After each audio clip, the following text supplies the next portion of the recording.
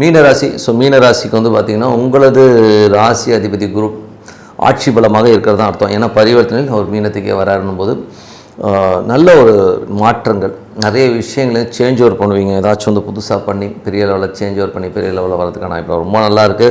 உங்களுக்கு தேவையானது உங்களை தேடி வரும், அதுவே ஒரு பெரிய விஷயந்தான். அதே மாதிரி வந்து 2 மற்றும் 9ஆம் அதிபதியான செவ்வாய் உங்களுக்கு வந்து ராசியிலே இருக்கும்போது நல்ல விஷயங்கள். ஏன்னா வந்து 9ஆம் தேதி ராசியில் இருக்கும்போது தந்தை சார்ந்த உறவுகளால் நல்ல சந்தோஷங்கள் குதூகலங்கள் இருக்கும். அதே நேரத்தில் குடும்பத்தில் வந்து தேவையான விஷயத்துக்காக கொஞ்சம் செலவு பண்ணுவீங்க. ஸோ அதெல்லாமே ரொம்ப நல்லாயிருக்கும். 3 8ஆம் அதிபதியான சுக்கிரன் 3லே ஆட்சி பலத்தோடு இருக்கும்பொழுது தேவையில்லாத சந்தேகங்கள், டாக்குமெண்ட், செக்ஸு இதெல்லாம் வந்து போடும்போது கொஞ்சம் கவனமாக இருக்கிறது ரொம்ப ரொம்ப நல்லது.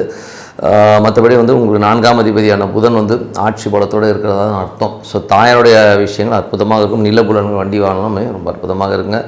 5ஆம் அதிபதியான சந்திரன். ஸோ 5ஆம் அதிபதியான சந்திரன் வந்து பார்த்திங்கன்னா உங்களுக்கு வந்து அற்புதமான விஷயங்கள், நல்ல ஏற்றங்கள், நல்ல லாபங்கள் வர்றதுக்கான இப்போ குழந்தையோட வளர்ச்சி எல்லாமே அற்புதமாக இருக்கும்.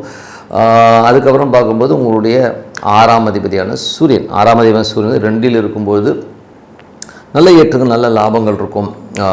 குடும்பத்துக்கு தேவையான வருமானங்கள், நல்ல ஒரு கமாண்டிங்கான விஷயங்கள், வேலை விஷயங்களில் வந்து அற்புதமான ஒரு பெரிய ஒரு மாற்றங்களை கண்டிப்பாக ஏற்படுத்துவீங்க.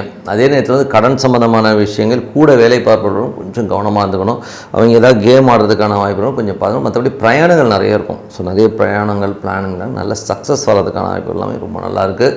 7ஆம் அதிபதி. ஸோ 7ஆம் அதிபதியான புதன் வந்து சிறப்பான விஷயங்கள், நல்ல குதூகலங்களையும் சந்தோஷத்தையும் அள்ளி கொடுக்கறதுக்கான எல்லாமே ரொம்ப நல்லாயிருக்கு.